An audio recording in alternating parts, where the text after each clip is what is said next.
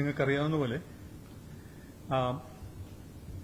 19-ാം തീയതി കഴിഞ്ഞ മാസം 19-ാം തീയതി ഹേമ കമ്മിറ്റി റിപ്പോർട്ട് പുറത്തു വന്നതിന് ശേഷം ഞാനിത് നിങ്ങളോട് ഇതിനു മുമ്പ് പറഞ്ഞിട്ടുള്ളതാണ്. ഞങ്ങളുടെ ഒരു നിലപാട് എന്ന് പറയുന്നത് ഫെഫ്ക ഏതാണ്ട് 8ഓളം ട്രേഡ് യൂണിയനുകൾ ഫെഫ്കയുടെ ട്രേഡ് യൂണിയനുകളെ ഈ റിപ്പോർട്ട് പരാമർശിച്ചു പോകുന്നുണ്ട്. അത് നിങ്ങൾക്ക് ഞങ്ങളുടെ വിശകലന റിപ്പോർട്ടിന്റെ ആമുഖം നോക്കിയാൽ കാണാൻ കഴിയും. അതുകൊണ്ട് തന്നെ ഫെഫ്ക എന്ന ട്രേഡ് യൂണിയൻ ഫെഡറേഷൻ അതിന്റെ 21 അംഗ സംഘടനകളെയും അതിന്റെ ഭരണസമിതികളെ വിളിച്ചുകൂട്ടി ഈ റിപ്പോർട്ട് വിശദമായി ചർച്ച ചെയ്ത് അവരുടെ അഭിപ്രായവും കേട്ട്, കൂടാതെ ഫെഫ്കയിലെ വിവിധ സംഘടനകളിലെ വനിതകളുടെ ഒരു യോഗം നടത്തി അവരെയും കേട്ടതിന് ശേഷം വളരെ വിശദമായിട്ട് ഒരു ചർച്ചകൾക്ക് ശേഷം നിങ്ങളെ കാണാം, എഴുതി തയ്യാറാക്കിയ ഒരു അവലോകന രേഖയുമായി നിങ്ങളെ കാണാം എന്നുള്ളതായിരുന്നു ഫെഫ്കയുടെ നിലപാട്. അത് ഇപ്പോൾ പൂർത്തിയായിരിക്കുന്നു. അതിൻ പ്രകാരം ഓഗസ്റ്റ് 31-ാം തീയതിയാണ് ഫെഫ്കയുടെ സ്ത്രീകളുടെ യോഗം നടന്നത്. സെപ്റ്റംബർ 2 അതിന് 6 യൂണിയനുകളുടെ 7 യൂണിയനുകളുടെ യോഗം നടന്നു. സെപ്റ്റംബർ 3-ാം തീയതി 6 യൂണിയനുകളുടെ, സെപ്റ്റംബർ 4-ാം തീയതി ബാക്കിയുള്ള യൂണിയനുകളുടെ യോഗം, ഏതാണ്ട് 8 യൂണിയനുകളുടെ യോഗങ്ങൾ നടന്നു. അതിൽ നിന്ന് ഉള്ള അഭിപ്രായമാണ് ഞങ്ങൾക്ക് ഇന്ന് നിങ്ങളോട് പങ്കുവയ്ക്കാനുള്ളത്. പ്രാഥമികമായിട്ട് ഞങ്ങൾക്ക് പറയാനുണ്ടായിരുന്ന കാര്യം ഞങ്ങൾ പറഞ്ഞിരുന്നു. എനിക്ക് തോന്നുന്നു ഈ ഹേമ കമ്മിറ്റി റിപ്പോർട്ടിൽ പരാമർശിച്ചിരിക്കുന്ന പേരുകൾ അത് വെളിയിൽ വരണം എന്ന് പറഞ്ഞിട്ടുള്ള, എന്ന് നിലപാടെടുത്തിട്ടുള്ള മലയാള സിനിമയിലെ ഒരേ ഒരു സംഘടന ഫെഫ്കയാണ് എന്നുള്ളത് നിങ്ങളെ ഞാൻ ഓർമ്മിപ്പിക്കുകയാണ്. അത് ഞങ്ങൾ ആദ്യഘട്ടത്തിലാണ് അത് പറയുന്നത്. ഒപ്പം ഇത് മലയാള സിനിമയുടെ തന്നെ ചരിത്രത്തിലെ ഏറ്റവും നിർണായകമായ ഒരു ഡോക്യുമെന്റായിട്ടാണ് ഹേമ കമ്മിറ്റി റിപ്പോർട്ടിനെ ഫെഫ്ക കാണുന്നത്. എന്നാൽ ഒരു ട്രേഡ് യൂണിയൻ എന്ന നിലയിൽ ഫെഫ്കയ്ക്ക് വളരെ കൃത്യമായ വിമർശനവും നിലപാടും ഹേമ കമ്മിറ്റി റിപ്പോർട്ടിൽ മേലുണ്ട്. പ്രധാനപ്പെട്ട വിമർശനം കമ്മിറ്റി കാണേണ്ട ആളുകളെ തിരഞ്ഞെടുത്ത രീതിയിലാണ്. അതായത് കമ്മിറ്റിയുടെ റിപ്പോർട്ടിൽ പറയുന്നുണ്ട്, കമ്മിറ്റി ഇവിടെ പ്രവർത്തനം ആരംഭിക്കുന്നതിന് മുമ്പ് ഒരു പത്രപരസ്യം കൊടുത്തിരുന്നു. കമ്മിറ്റിക്ക് മുമ്പ് ആർക്ക് വേണമെങ്കിലും ഹാജരായി സ്റ്റേറ്റ്മെന്റ് കൊടുക്കാം എന്നുള്ളത്. പക്ഷെ നിങ്ങൾക്കറിയാം, അങ്ങനെ ഒരു പത്രപരസ്യം ശ്രദ്ധിക്കപ്പെടാനുള്ള സാധ്യത വളരെ കുറവാണ്. ശ്രദ്ധിച്ചാൽ തന്നെ പ്രേരണയില്ലാതെ ആളുകൾ പോവാനുള്ള സാധ്യത കുറവാണ്. അങ്ങനെ അതിനുശേഷം ഞങ്ങളെ വളരെ പ്രധാനമായിട്ട് കാണുന്നത് ഈ റിപ്പോർട്ടിന്റെ 14-ാമത്തെ ഖണ്ഡികയിൽ ഒരു കാര്യം പറയുന്നുണ്ട്. The committee then decided to contact individuals in cinema personally, അവരുടെ ഈ അഡ്രസ് എല്ലാം കളക്ട് ചെയ്തുകൊണ്ട്, of both men and women in cinema whom we propose to meet എന്നാണ് പറയുന്നത്. whom we propose to interact with എന്നാണ് പറയുന്നത്. അപ്പോൾ ഞങ്ങൾക്ക് കാണേണ്ട ആളുകളുടെ ടെലിഫോൺ നമ്പറും ഇമെയിലുകളും ഞങ്ങൾ ശേഖരിച്ചു, ഞങ്ങൾ അവരെ വിളിച്ചു എന്നുള്ളതാണ്. അപ്പോൾ ഈ ഞങ്ങൾക്ക് കാണേണ്ട ആളുകൾ ഇന്ന ആളുകളാണ്, ഇത്ര പേരേ ഉള്ളൂ മലയാള സിനിമയിൽ നിന്നുള്ള ഏത് അടിസ്ഥാനത്തിലാണ് ഈ കമ്മിറ്റി ആ തെരഞ്ഞെടുപ്പ് നടത്തിയത്? ആ തെരഞ്ഞെടുപ്പിൽ എന്തുകൊണ്ട് ഫെഫ്കയിലെ അംഗസംഘടനകളുടെ ജനറൽ സെക്രട്ടറിമാർ പോലും ഉണ്ടായില്ല? മലയാളത്തിലെ ഏറ്റവും വലിയ ട്രേഡ് യൂണിയൻ ഫെഡറേഷൻ 8,000 പേര് പ്രവർത്തിക്കുന്നുണ്ട്. ഇപ്പോൾ അന്ന് എനിക്ക് തോന്നുന്നു 5,000 ശിഷ്ടം ആളുകളാണ് ഫെഫ്കയിൽ പ്രവർത്തിച്ചിരുന്നത്. 700 ശിഷ്ടം സ്ത്രീകൾ പ്രവർത്തിക്കുന്ന സംഘടനയാണ് ഫെഫ്ക. എന്തുകൊണ്ട് ഈ തെരഞ്ഞെടുക്കപ്പെട്ടവരിൽ ഞങ്ങൾ ഒഴിവാക്കപ്പെട്ടു? അതിനുശേഷം അവിടെ പറയുന്നത് ടേംസ് ഓഫ് റെഫറൻസിലെ ഒരു ഇമെയിലായിട്ട്, ഒരു ക്വസ്റ്റ്യനറായിട്ട് മാറ്റുകയും ആ ക്വസ്റ്റിനെയർ WCC അംഗങ്ങൾക്ക് അയച്ചു കൊടുക്കുകയും ചെയ്തു എന്നുള്ളതാണ്. അതായത് ടേംസ് ഓഫ് റെഫറൻസ് ഒരു ക്വസ്റ്റിനെയർ ആക്കി മാറ്റി, എന്നിട്ട് ആ ക്വസ്റ്റിനെയർ WCC അംഗങ്ങൾക്ക് അയച്ചു കൊടുത്തു. 12ാം പേജ് കണ്ടാണ് ഹേമ കമ്മിറ്റി റിപ്പോർട്ടിന്റെ. ഇതേ രീതിശാസ്ത്രം എന്തുകൊണ്ട് ഞങ്ങളുടെ കാര്യത്തിലുണ്ടായില്ല? ഈ ക്വസ്റ്റിനെയർ ഞങ്ങൾക്ക് അയച്ചു തരാം. ഞങ്ങളുടെ 21 സംഘടനകൾക്ക് ഞങ്ങൾ അയച്ചു കൊടുക്കും. അവരുടെ അഭിപ്രായം ഞങ്ങൾ എഴുതി തന്നെ കമ്മിറ്റിക്ക് കൊടുത്തേനെ, WCC ചെയ്തതുപോലെ. എന്തുകൊണ്ട് ഞങ്ങൾ ഒഴിവാക്കപ്പെട്ടു? എന്തുകൊണ്ട് മലയാളത്തിലെ നിർമ്മാതാക്കളുടെ സംഘടന ഒഴിവാക്കപ്പെട്ടു? എന്തുകൊണ്ട് മലയാളത്തിലെ ആക്ടേഴ്സിന്റെ സംഘടന ഒഴിവാക്കപ്പെട്ടു? എന്തുകൊണ്ടാണ് ഒരു ക്വസ്റ്റിനെയർ ഇമെയിൽ ചെയ്യുക എന്ന് പറഞ്ഞാൽ വളരെ നിസ്സാരമായ ഒരു പ്രൊസീജിയർ ഞങ്ങളുടെ കാര്യത്തിൽ സംഭവിക്കാതിരുന്നത്? ഇനി അടുത്തത് നോക്കൂ. സി എന്ന് പറയുന്ന ക്ലോസിൽ പറയുന്നുണ്ട്, 2 group meetings were held with the members of WCC who responded to the questionnaire belonging to different categories of women in cinema. Hema committee group meeting നടത്തിയെന്നാണ് പറയുന്നത് WCC അംഗങ്ങളുടെ. ഈ ഗ്രൂപ്പ് മീറ്റിംഗിൽ നിന്ന് ഞങ്ങളുടെ WCC അംഗങ്ങളല്ലാത്ത സ്ത്രീകൾ എങ്ങനെ ഒഴിവാക്കപ്പെട്ടു? എന്താണ് അതിന്റെ മാനദണ്ഡം? ആക്ടേഴ്സ് അസോസിയേഷനിൽ പ്രവർത്തിക്കുന്ന, അമ്മയിൽ പ്രവർത്തിക്കുന്ന സ്ത്രീകൾ എങ്ങനെ ഒഴിവാക്കപ്പെട്ടു? അപ്പൊ ഒരു കൃത്യമായ ഒരു റൂൾ ഓഫ് എക്സ്ക്ലൂഷൻ, ഒഴിവാക്കൽ ഇതിനകത്ത് പ്രവർത്തിച്ചിട്ടുണ്ട് എന്നുള്ളത് പറയാതെ വയ്യ. എഫ് എന്ന ക്ലോസിൽ അവർ പറയുന്നുണ്ട്, WhatsApp groups were created for women. ആ വാട്സ്ആപ്പ് ഗ്രൂപ്പിൽ നിങ്ങൾക്ക് പ്രശ്നങ്ങൾ കൈകാര്യം ചെയ്യാം.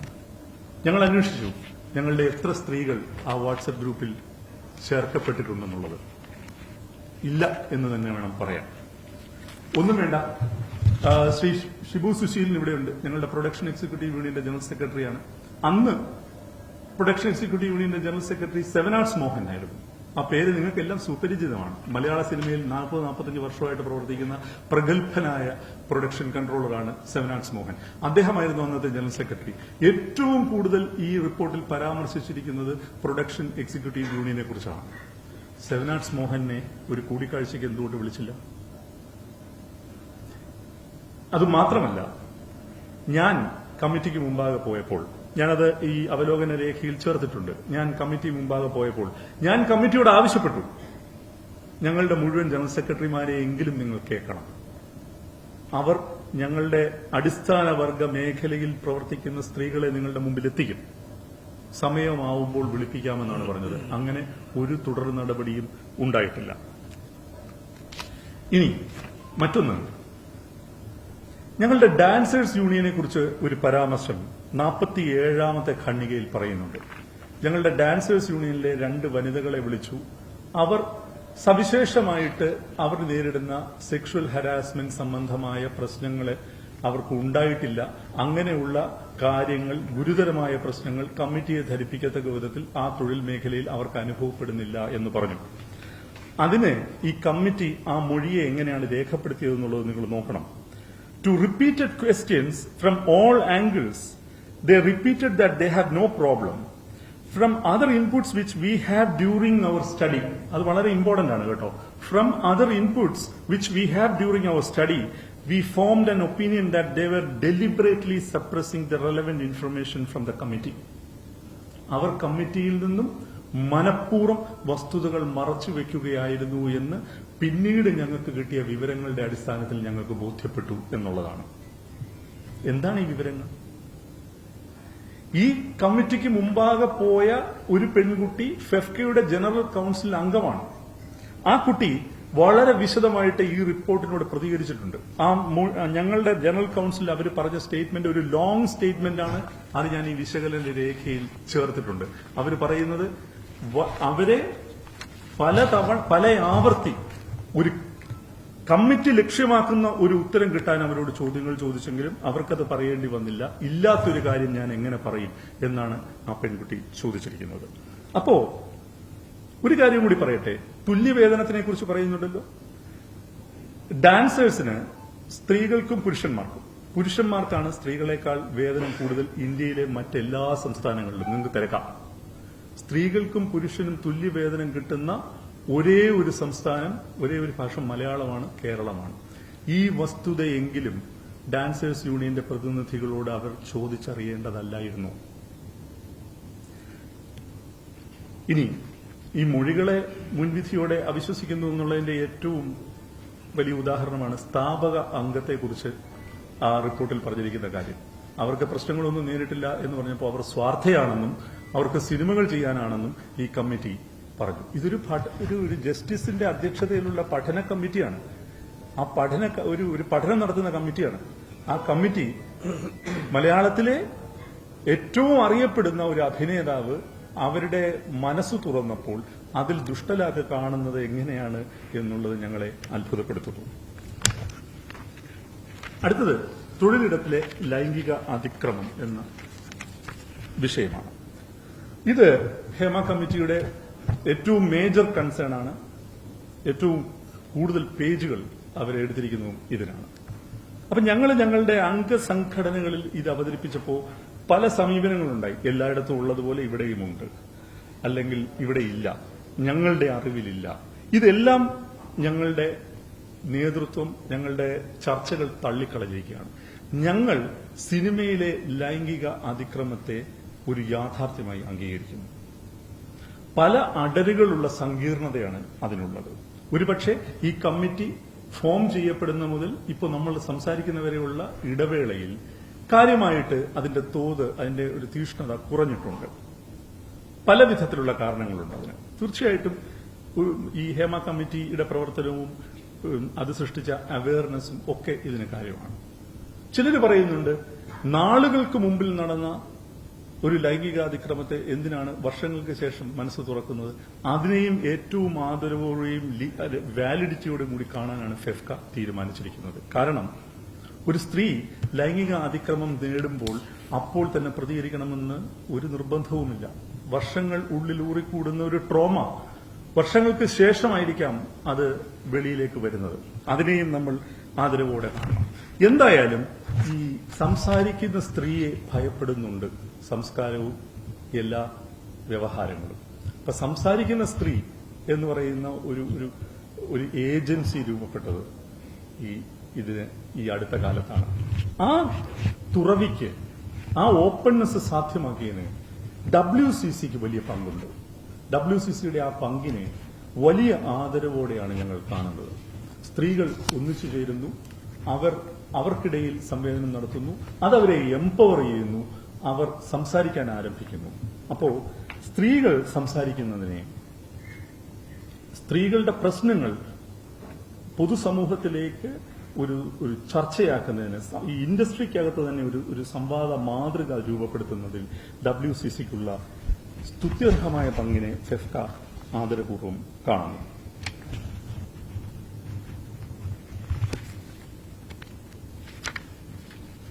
എന്നാൽ ഈ റിപ്പോർട്ടിൽ വിമർശിക്കപ്പെടേണ്ട ഒരു സംഗതി കൂടി ഉണ്ടെന്ന് ഞങ്ങൾ കരുതുന്നു.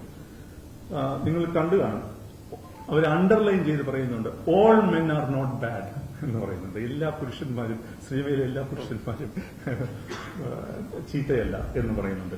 ഇത് ഈ റിപ്പോർട്ടിന്റെ തന്നെ ഒരു പാട്രിയാർക്കൽ ആങ്സൈറ്റി ആയിട്ടാണ് ഞങ്ങൾ കാണുന്നത്. റിപ്പോർട്ടിന് തന്നെ ഒരു ആണധികാരത്തിന്റെ ആങ്സൈറ്റി ഉണ്ട്. അയ്യോ, ഇങ്ങനെ പറയുമ്പോൾ എല്ലാ ആണുങ്ങളെയും അടച്ച് ആക്ഷേപിക്കുന്ന രീതിയിൽ ഇത് വായിക്കപ്പെടുമോ എന്നുള്ള റിപ്പോർട്ടിന് തന്നെ ഒരു ഉത്കണ്ഠയായിട്ടാണ് ഞങ്ങൾ കാണുന്നത്. സിനിമയിൽ എത്ര നല്ല ആണുങ്ങളുണ്ട്, ചീത്ത ആണുങ്ങളുണ്ട് എന്നുള്ള കണക്കെടുപ്പല്ല ഈ റിപ്പോർട്ടിന്റെ ലക്ഷ്യമെന്ന് ഞങ്ങൾ മനസ്സിലാക്കുന്നു. ഈ റിപ്പോർട്ടിന്റെ തുടർ ചർച്ചകളും അങ്ങനെയല്ല. അതിന് ഞങ്ങൾക്ക് സത്യത്തിൽ എന്താണെന്ന് പറയേണ്ടതെന്ന് എനിക്ക് അറിഞ്ഞുകൂടാ. അതിനകത്ത് ഒരു ഛായാഗ്രാഹകന്റെയും ഒരു സംവിധായകന്റെയും സ്ത്രീകളോടുള്ള ഉദാത്തമായ പെരുമാറ്റത്തെക്കുറിച്ചും പറയുന്നുണ്ട്. അങ്ങനെ ഒരു ഛായാഗ്രാഹകനും ഒരു സംവിധായകനും ഉദാത്തമായി പെരുമാറി എന്ന് ഇതിൽ രേഖപ്പെടുത്തേണ്ട ഒരു കാര്യവുമില്ല. കാരണം അങ്ങനെ പെരുമാറിയില്ലെങ്കിലേ ഇവിടെ പ്രശ്നമുള്ളൂ.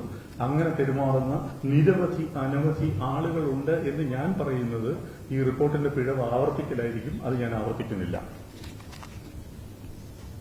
ഇനി ലൈംഗിക ചൂഷണങ്ങളെ കുറിച്ച് പറയുന്നതിൽ കാസ്റ്റിംഗ് കോളാണ് പ്രധാനമായിട്ട് ആദ്യമായി പറയുന്ന ഒരു സംഗതി. അത് ഈ 5 വർഷത്തെ പ്രവർത്തനം വളരെ ഫലവത്തായിരുന്നു. കാരണം ഇപ്പോൾ കാസ്റ്റിംഗ് കോൾ എന്നുള്ളത് ഫിലിം ചേംബറിന്റെയും പ്രൊഡ്യൂസേഴ്സ് അസോസിയേഷന്റെയും നിയന്ത്രണത്തിലാണ്. അവിടെ അറിയിക്കാത്ത, ഓഥന്റിക് അല്ലാത്ത ഒരു കോസ്റ്റിംഗ് അല്ലെങ്കിൽ ഒരു ഓഡീഷൻ പ്രക്രിയയും മുമ്പോട്ട് പോകാൻ സാധ്യതയില്ല. ഇനി അങ്ങനെ എന്തെങ്കിലും ഉണ്ടെങ്കിൽ അതിൽ ജാഗ്രത വേണം. അടുത്തത്, സിനിമയിലേക്ക് ക്ഷണിക്കുമ്പോൾ തന്നെ പ്രൊഡക്ഷൻ കൺട്രോളർമാർ അഡ്ജസ്റ്റ്മെന്റിന് തയ്യാറാണോ എന്ന് ഉറപ്പുവരുത്തുന്ന രീതിയുണ്ട് എന്നാണ് പറയുന്നത്. പ്രൊഡക്ഷൻ എക്സിക്യൂട്ടീവ് യൂണിയന്റെ ജനറൽ സെക്രട്ടറി, ഫെഫ്കയുടെ സ്റ്റിയറിംഗ് കമ്മിറ്റി അംഗം, ഫെഫ്കയുടെ ജോയിന്റ് സെക്രട്ടറി ഒക്കെ ഇവിടെ ആയ ഷിബു ഇവിടെയുണ്ട്. ഞങ്ങൾ ഇവരുടെ യൂണിയനുമായി അത് വളരെ കർശനമായി ചർച്ച നടത്തി. ഇവർ പറയുന്നത് ഇന്ന് സജീവമായി നിൽക്കുന്ന പ്രൊഡക്ഷൻ എക്സിക്യൂട്ടീവ്സ് അത്തരത്തിലുള്ള പ്രമാദങ്ങൾ വരുത്തുന്നതായി ഇവർക്ക് അറിവില്ല എന്നുള്ളതാണ് പറയുന്നത്. പക്ഷേ ഞങ്ങൾ ഇവർക്ക് കൊടുത്തിരിക്കുന്ന നിർദ്ദേശം, അത്തരത്തിലുള്ള ഏതെങ്കിലും പരാതി ഏതെങ്കിലും കോണറിൽ നിന്ന് ഉയരുകയാണെങ്കിൽ ഒരു തരത്തിലുള്ള വിട്ടുവീഴ്ചയും ഇല്ലാതെ ആ അംഗത്തിനെതിരെ കർശനമായ അച്ചടക്ക നടപടി എടുത്തുകൊണ്ട് തൊഴിലിടത്തിൽ നിന്ന് മാറ്റി നിർത്തണം എന്നുള്ളതാണ്. അതുപോലെ തന്നെ ഈ പ്രൊഡക്ഷൻ എക്സിക്യൂട്ടീവ് യൂണിയനിലെ സീനിയർ ആയിട്ടുള്ള അംഗങ്ങളെ കുറിച്ചല്ല ഞാൻ പറയുന്നത്. ഞങ്ങൾ കണ്ടെത്തിയിരിക്കുന്നത് പ്രൊഡക്ഷൻ മാനേജേഴ്സ്, അസിസ്റ്റന്റ് ഡയറക്ടേഴ്സ് തുടങ്ങിയവർ ഈ തൊഴിലിടത്തെ സ്ത്രീകളോട് ഉപയോഗിക്കുന്ന ഭാഷ അത് തിരുത്തപ്പെടേണ്ടതാണ് എന്നുള്ള അഭിപ്രായം ഞങ്ങളുടെ യോഗത്തിലുടനീളം ഉയർന്നിട്ടുണ്ട്. അപ്പൊ അതിനെന്താണ് പ്രതിവിധി എന്നുള്ളത് ഞങ്ങൾ കാണുന്ന ഒരു മാർഗം, അത് അഡ്രസ് ചെയ്യാൻ കാണുന്ന ഒരു മാർഗം അവസാനം സംസാരിക്കുന്നുണ്ട്. ഈ ഫെഡറേഷന് മുമ്പിൽ ഞങ്ങൾ ചെക്ക് ചെയ്തിട്ട് കഴിഞ്ഞ 6 വർഷത്തിനിടയിൽ ഈ ലൈംഗിക അക്രമം സംബന്ധിച്ച, അതൊരു കൊഗ്നിസിബിൾ ഒഫൻസിലേക്ക് പോകാത്ത രീതിയിലുള്ള ലൈംഗിക അക്രമത്തെ സംബന്ധിച്ചിട്ടുള്ള 2 പരാതികളാണ് ഞങ്ങളുടെ മുമ്പിൽ എത്തിയിരിക്കുന്നത്, ഫെഡറേഷന് മുമ്പിൽ എത്തിയിരിക്കുന്നത്. ഈ 2ലും പരാതിക്കാരിക്ക് തൃപ്തികരമായ തീർപ്പുകൾ ഉണ്ടാക്കാൻ ഞങ്ങൾക്ക് സാധിച്ചിട്ടുണ്ട്. അതിലെ ഒരു പരാതിയുടെ മുഴുവൻ വിവരങ്ങളും ഹേമ കമ്മിറ്റി ആവശ്യപ്പെട്ട പ്രകാരം കമ്മിറ്റിക്ക് ഫയലായി തന്നെ സമർപ്പിച്ചിട്ടുമുള്ളതാണ്. പക്ഷെ ചില യൂണിയനുകൾ ഈ പരാതി കൈകാര്യം ചെയ്യുന്നതിൽ വീഴ്ച വരുത്തിയിട്ടുണ്ട് എന്നുള്ളതാണ് മനസ്സിലാക്കുന്നത്. പ്രത്യേകിച്ച് makeup artist and hair stylist union, ആ യൂണിയനിലാണ് ഇത്തരത്തിലുള്ള ഏറ്റവും കൂടുതൽ പരാതി വന്നിരിക്കുന്നത്. ആ യൂണിയൻ ഇത് കൈകാര്യം ചെയ്യുന്ന വിധത്തെക്കുറിച്ച് അതിലെ സ്ത്രീകൾക്ക് ശക്തമായ വിമർശനമുണ്ട്. അപ്പൊ ആ യൂണിയന് തീർച്ചയായിട്ടും ആ യൂണിയന്റെ പ്രവർത്തനങ്ങൾ ഞങ്ങൾ പഠിക്കുകയും ആ യൂണിയന് ഒരുപാട് കറക്ഷൻ ആവശ്യമാണ് എന്നുള്ളത് ഞങ്ങൾ കണ്ടെത്തിയിട്ടുണ്ട്. അതെന്തായാലും അടുത്ത 3 മാസത്തിനുള്ളിൽ ഉണ്ടാവും. അതിനെക്കുറിച്ച് ഞാൻ വളരെ വിശദമായിട്ട് ഈ വിശകലന രേഖയിൽ പറയുന്നുണ്ട്. പക്ഷെ ഒരു പത്രസമ്മേളനത്തിൽ അത് മുഴുവൻ പരാമർശിച്ച് ഞാൻ നിങ്ങളുടെ സമയം കളയുന്നില്ല. ആ യൂണിയനെ സംബന്ധിച്ചിടത്തോളം ഹേമ കമ്മിറ്റി മുമ്പോട്ട് വെച്ച വേറെ 2 വിമർശനങ്ങളുണ്ട്. ഒന്ന്, അതിൽ സ്ത്രീകൾക്ക് മേക്കപ്പ് ആർട്ടിസ്റ്റായി അംഗത്വ കാർഡ് നൽകുന്നില്ല. മറ്റൊന്ന്, 35 വയസ്സ് എന്ന പ്രായപരിധി ഏർപ്പെടുത്തിയിരിക്കുന്നു. ഈ 2 സംഗതികളും ഇപ്പോൾ അവരുടെ ബൈലോ അമെന്റ് ചെയ്തുകൊണ്ട് എടുത്തു കളഞ്ഞിട്ടുണ്ട്. ഇപ്പോ ആ യൂണിയനിൽ സ്ത്രീകൾക്ക് അംഗത്വം കൊടുക്കുന്നുണ്ട് മേക്കപ്പ് ആർട്ടിസ്റ്റായിട്ട്, ഒപ്പം 35 വയസ്സ് എന്ന പ്രായപരിധിയുമില്ല. എങ്കിലും ഇതിനകത്തൊരു വലിയ സ്വയം വിമർശനം നടത്തേണ്ടിയിരിക്കുന്നു. കാരണം 2014 ഇന്ത്യയിലെ ബഹുമാനപ്പെട്ട സുപ്രീം കോടതി ഒരു വിധി പുറപ്പെടുവിച്ചത് മേക്കപ്പ് ആർട്ടിസ്റ്റായിട്ട് എല്ലാ ഫെഡറേഷനുകളും, ഇന്ത്യയിലുള്ള എല്ലാ തൊഴിലാളി ഫെഡറേഷനുകളും സ്ത്രീകൾക്ക് അംഗത്വം നൽകണം എന്നുള്ളത്. 2014 അത് പുറപ്പെടുവിച്ചു കഴിഞ്ഞ ശേഷം പല സ്ഥലങ്ങളിലും ഏതാണ്ട് ഒരു 5 വർഷം കൊണ്ട് അത് നടപ്പിലായപ്പോൾ ഫെഫ്കയിൽ നടപ്പിലാവാൻ 10 വർഷം വേണ്ടി വന്നു, 9 വർഷം വേണ്ടി വന്നു. അത് ഫെഫ്ക നേതൃത്വത്തിന്റെ, വിശിഷ്യ ഫെഫ്ക ജനറൽ സെക്രട്ടറിയുടെ തന്നെ വീഴ്ചയായിട്ടാണ് ഞങ്ങൾ വിലയിരുത്തുന്നത്. കാരണം അത് പലതവണ ആ യൂണിയനോട് കർശനമായി ആവശ്യപ്പെട്ടിട്ടും ആ യൂണിയൻ അത് നടപ്പിലാക്കാത്തത് തീർച്ചയായും നേതൃത്വത്തിന് സംഭവിച്ച ഒരു പാളിച്ചയായി തന്നെ വേണം തിരിച്ചറിയാൻ. ആ വിമർശനം പൂർണ്ണമായ അർത്ഥത്തിൽ ഫെഫ്കയുടെ നേതൃത്വവും വിശിഷ്യ ജനറൽ സെക്രട്ടറിയും ഉൾക്കൊള്ളുന്നുണ്ട്. മേക്കപ്പ് ആർട്ടിസ്റ്റ് യൂണിയനിലെ ജോലി കിട്ടാത്തതിനെ കുറിച്ചുള്ള ഒരു പരാതി വരുമ്പോൾ അവരതിന് സൊല്യൂഷനായിട്ട് പറഞ്ഞിരുന്നത്, ഇത് വളരെ ഇമ്പോർട്ടന്റ് ആയിട്ടുള്ള ഒരു കാര്യമാണ്, ടേൺ സമ്പ്രദായം ഏർപ്പെടുത്തണം എന്നുള്ളതാണ്. ഹെയർ സ്റ്റൈലിസ്റ്റുകൾക്ക് ടേൺ സമ്പ്രദായം ഏർപ്പെടുത്തിയാൽ എല്ലാവർക്കും ജോലി കിട്ടും എന്നുള്ളതാണ്. പക്ഷേ ഈ ടേൺ സമ്പ്രദായം ഏർപ്പെടുത്തുന്നതിൽ ഫെഫ്കയ്ക്ക് ഒരുപാട് പരിമിതികളുണ്ട്. കാരണം അസിസ്റ്റന്റ് ഡയറക്ടേഴ്സ്, ഏതാണ്ട് എത്ര പേരുണ്ട് ഇപ്പൊ അസിസ്റ്റന്റ് ഡയറക്ടേഴ്സ്? 400 ശിഷ്ടം പേര്, 600 പേരുണ്ട്. 500-ലധികമുണ്ട് ഫെഫ്കയിലെ അസിസ്റ്റന്റ് ഡയറക്ടേഴ്സ്. അവർ പലർക്കും ജോലിയില്ല. അപ്പൊ ഞങ്ങള് അസിസ്റ്റന്റ് ഡയറക്ടേഴ്സിന്റെ ഒരു ടേൺ സിസ്റ്റത്തിനെ കുറിച്ച് ആലോചിച്ചു. സംവിധായകർക്കിടയിൽ നിന്ന് കനത്ത എതിർപ്പ് വന്നു. കാരണം അവരാണ് ഹാൻഡ് പിക്ക് ചെയ്യുന്നത് അവരുടെ അസിസ്റ്റന്റ്സിനെ. അതുപോലെ തന്നെയാണ് ഒരു DOP, അദ്ദേഹത്തിന്റെ അസിസ്റ്റൻസ് ആര് വേണം എന്നുള്ളത് അദ്ദേഹമാണ് തീരുമാനിക്കുന്നത്. അതുപോലെ ആർട്ട് ഡയറക്ടർ, എല്ലായിടത്തും ഒരു പ്രധാന സാങ്കേതിക പ്രവർത്തകനാണ് അദ്ദേഹത്തിന്റെയോ സാങ്കേതിക പ്രവർത്തകരുടെയോ സഹായികളെ തീരുമാനിക്കുന്നത്. അപ്പോൾ ഒരു ടേൺ സിസ്റ്റം ഈ യൂണിയനിൽ മാത്രമായി കൊണ്ടുവരുന്നതിന്റെ സാധ്യതകൾ എന്താണെന്നുള്ളത് ഞങ്ങൾ പരിശോധിക്കുന്നുണ്ട്. അടുത്ത ജനറൽ ബോഡി അത് പരിശോധിക്കും. അതുപോലെ തന്നെ ആ യൂണിയനെ രണ്ടായി പകർത്തുകൊണ്ട് മേക്കപ്പ് ആർട്ടിസ്റ്റ് യൂണിയനും ഹെയർ സ്റ്റൈലിസ്റ്റ് യൂണിയനും രണ്ടാക്കുന്നതിനെ കുറിച്ചൊരു നിർദ്ദേശം വരുന്നുണ്ട്. അതും സമയമെടുത്ത് പരിശോധിക്കും. അതിന്റെ എല്ലാ സാധ്യതകളും ഞങ്ങൾ പരിശോധിക്കുന്നതാണ്. ഒരു കാര്യം കൂടി പറയട്ടെ, ഇന്ന് ബംഗാൾ സിനിമ സ്തംഭനാവസ്ഥയിലാണ്. കാരണം അവിടുത്തെ ഫെഡറേഷൻ FWICE എന്ന് പറയുന്ന ഫെഫ്കയുടെ കൌണ്ടർ പാർട്ട്, അവരവിടെ നിർബന്ധപൂർവ്വം ടേൺ വ്യവസ്ഥ നടപ്പിലാക്കിയതിനെ അവരുടെ സംവിധായകർ എതിർത്തതുകൊണ്ടാണ് അവിടെ ഒരു വലിയ ക്രൈസിസ് ഇപ്പോൾ ഉടലെടുത്തിരിക്കുന്നത്. അതിൽ സർക്കാർ ഇടപെട്ടുകൊണ്ടിരിക്കുകയാണ്. അതാണ് അതിനെക്കുറിച്ച് പറയാനുള്ളത്. ബാക്കി കാര്യങ്ങൾ നിങ്ങൾക്ക് വായിച്ചാൽ മനസ്സിലാവുന്നതാണ്. ഇനി അടുത്തത് 15-അംഗ പവർ ഗ്രൂപ്പ്. ഇതിനകത്ത് പറയുന്ന ഒരു പ്രധാന സംഗതിയുണ്ട്, 15-അംഗ പവർ ഗ്രൂപ്പ്. അപ്പോ ഈ 15-അംഗ പവർ ഗ്രൂപ്പ് എന്ന് പറയുന്നത് വളരെ സ്പെസിഫിക് ആയിട്ടുള്ള ഒരു നമ്പറാണ്. എന്തുകൊണ്ടാണ് ഈ 15-അംഗ പവർ ഗ്രൂപ്പ് ഉണ്ടെങ്കിൽ ആ 15 അംഗങ്ങളെയും ലിസ്റ്റ് ചെയ്യേണ്ടതാണെന്നാണ് ഞങ്ങൾ വിശ്വസിക്കുന്നത്. ഒരു പേര് പുറത്തു വന്നില്ലെങ്കിലും ഈ 15-അംഗ പവർ ഗ്രൂപ്പിന്റെ പേര് പുറത്തു വരണം എന്നുള്ളതാണ് ഞങ്ങൾ നിർബന്ധിക്കുന്നത്. കാരണം സിനിമയെ ഒരു നിഗൂഢ സംഘമായിട്ടിരുന്ന് എല്ലാ സംഘടനകളെയും അതിവർത്തിച്ചുകൊണ്ട് എവിടെയൊക്കെയോ ഇരുന്നുകൊണ്ട് സിനിമയെ 15 പേര് കൺട്രോൾ ചെയ്യുക എന്ന് പറയുന്നത് തീർത്തും ഒരു അസാധ്യതയാണെന്നാണ് ഫെഫ്കയുടെ 21 യൂണിയനുകളും കണ്ടത്. ഞങ്ങൾ മനസ്സിലാക്കുന്നത് ഈ പവർ ഗ്രൂപ്പ്, മാഫിയ തുടങ്ങിയ നരേഷൻ കമ്മിറ്റിക്ക് മുമ്പിൽ വളരെ വിദഗ്ധമായി സാക്ഷികളിൽ ചിലർ പ്ലാൻ ചെയ്തു എന്നുള്ളതാണ് ഞങ്ങൾ മനസ്സിലാക്കുന്നത്. അതിന്റെ ഒരു തുടർച്ച ഈ കമ്മിറ്റി റിപ്പോർട്ട് വന്നു കഴിഞ്ഞിട്ടുള്ള സംവാദങ്ങളിലും കടന്നു പോകുന്നതായിട്ട് നിങ്ങൾക്കറിയാമല്ലോ. അതേ നരേറ്റീവ് ആവർത്തിക്കപ്പെടുന്നുണ്ട്. കൃത്യമായ ലക്ഷ്യങ്ങളോടുള്ള നരേറ്റീവാണത്. എങ്ങനെയാണ് ഈ 15-അംഗ പവർ ഗ്രൂപ്പിനെ നമ്മൾ ഐഡന്റിഫൈ ചെയ്യുക? ഇപ്പോ ഞങ്ങളുടെ വിശകലനത്തിൽ കണ്ടെത്തിയ ഒരു കാര്യം, ഈ പവർ ഗ്രൂപ്പ് മാഫിയ എന്ന് പറയുന്നതിന് ഒരു ആലങ്കാരിക പ്രയോഗമായിട്ടാണ് പലപ്പോഴും ഇതിനകത്ത് വരുന്നത്. ഒരു മെറ്റഫറായിട്ട് മാറുകയാണ്. അത് അങ്ങനെ തന്നെയാണെന്ന് എനിക്കിപ്പോൾ മനസ്സിലായി, ഞങ്ങൾക്ക് മനസ്സിലായി. കാരണം എന്താണെന്ന് വെച്ച് കഴിഞ്ഞാൽ ഇപ്പോൾ അടുത്ത ദിവസങ്ങളിലെ കാര്യങ്ങൾ നിങ്ങൾ നോക്കൂ. ഒരു വ്യക്തിക്ക് ചലച്ചിത്ര വ്യവസായത്തിൽ ഒരു പ്രശ്നം നേരിട്ട് കഴിഞ്ഞാൽ അപ്പോൾ തന്നെ പവർ ഗ്രൂപ്പ് എന്ന് പറഞ്ഞ ഒരു അവരത്തെ ഇപ്പോൾ സൃഷ്ടിക്കുന്നുണ്ട്. ഇതിന് കാരണം ഒരു പവർ ഗ്രൂപ്പാണ് എന്ന് പറയും. എനിക്ക് 4ഓളം പടങ്ങൾ നഷ്ടപ്പെട്ടു, അതിന് കാരണം ഒരു പവർ ഗ്രൂപ്പാണ്. ഏത് പവർ ഗ്രൂപ്പാണ് അറിയില്ല. അപ്പോ ഇത് അവ്യക്തത മാറേണ്ട ഒരു സംഗതിയാണ്. വേണ്ടി വന്നാൽ നിയമപരമായി ഈ 15-അംഗ പവർ ഗ്രൂപ്പിനെ കുറിച്ച് അറിയണം എന്ന് ഞങ്ങൾ വിചാരിച്ചിട്ടുണ്ട്. ഞങ്ങൾ ഒരു ആലോചന നടക്കുന്നുണ്ട്. എത്രത്തോളം സാധ്യമാണ് എന്നുള്ളത് ഞങ്ങൾക്ക് അറിയില്ല. ഒപ്പം ഒരു ട്രേഡ് യൂണിയൻ എന്ന നിലയിൽ ഫെഫ്കയെ ഈ റിപ്പോർട്ടിൽ ചിത്രീകരിച്ചത് അങ്ങേയറ്റവും ദൌർഭാഗ്യകരമായ രീതിയിലാണ്. ഒരു നടനാണ് ഫെഫ്കയെ ഉണ്ടാക്കിയത് എന്നുള്ള പരാമർശം ഇതിനകത്ത് വരുന്നുണ്ട്. അതൊരു സാക്ഷിമൊഴിയാണ്, കൃത്യമായ ലക്ഷ്യങ്ങളിലൂടെ നടത്തിയ സാക്ഷിമൊഴിയാണ്. ഇതേ സാക്ഷിമൊഴി ഈ റിപ്പോർട്ട് വന്നതിന് ശേഷവും പല മാധ്യമ ചർച്ചകളിലും ഞങ്ങൾ കേട്ടു. ഒരു നടനാണ് ഫെഫ്കയെ നിർമ്മിച്ചെടുത്തത് എന്നുള്ളത്. ഞാൻ ചോദിക്കട്ടെ, ഇപ്പോ 8,000 തൊഴിലാളികളുണ്ട് ഫെഫ്കയിൽ. 1000 തൊഴിലാളികളിൽ നിന്ന് ആരംഭിച്ചതാണ്. 21 യൂണിയനുകളുണ്ട്. 17 യൂണിയനുകളിൽ നിന്ന് ആരംഭിച്ചതാണ്. ഇവർക്കൊന്നും യാതൊരു ഇച്ഛാശക്തിയുമില്ലേ? ഇവർക്ക് ഇന്ന് ഒരു തൊഴിലാളി വർഗ ബോധവുമില്ലേ? എവിടെ നിൽക്കണം, എങ്ങനെ സംഘടന രൂപീകരിക്കണം, ഏത് ഫെഡറേഷനിൽ ഭാഗമാകണം, ഞങ്ങൾ എങ്ങനെ പ്രവർത്തിക്കണം എന്ന് ഒരു വിവേചനവും അധികാരവും ഇല്ലാത്ത അടിമക്കൂട്ടങ്ങളായിട്ട് തൊഴിലാളികളെ കാണുന്നവർക്ക് മാത്രമേ ഒരു നടൻ ശൂന്യതയിൽ നിന്ന് സൃഷ്ടിച്ചെടുത്തതാണ് ഒരു തൊഴിലാളി സംഘടന എന്ന് പറയാൻ സാധിക്കുകയുള്ളൂ. അതിനെയാണ് യഥാർത്ഥ തൊഴിലാളി വിരുദ്ധത എന്ന് പറയേണ്ടത്.